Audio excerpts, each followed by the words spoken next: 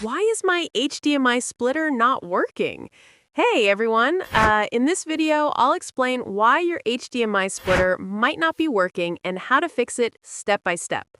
So if you're getting no signal, a blank screen, or sound but no picture, don't worry, it's a common issue.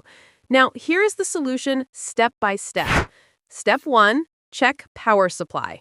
Most HDMI splitters need external power, so first, make sure your splitter is plugged in properly and the power light is on. If it's not powered, it won't pass any signal through. Step 2, inspect HDMI cables.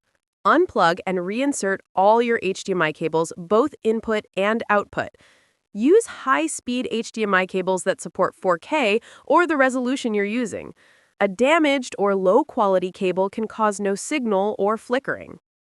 Step 3. Test one output at a time. Disconnect one of the output devices, for example, your second monitor or TV. Check if the splitter works with only one connected. If it does, it means the other device or cable might be the issue. Step 4. Check resolution compatibility. Make sure both connected screens support the same resolution. If one display is 1080p and the other is 4K, the splitter may fail to show anything. Go to your source device settings and set the resolution manually to match both displays. Step 5. Try a different HDMI port or source. Plug the splitter into a different HDMI port on your source device, like your laptop, console, or TV box.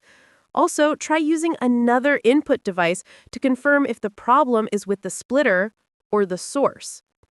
Step 6. Replace the splitter if needed. Some cheap models can't handle protected content from devices like Netflix or Blu-ray players. Try a powered HDMI splitter that supports HDCP 2.2 and 4K output. Important notes.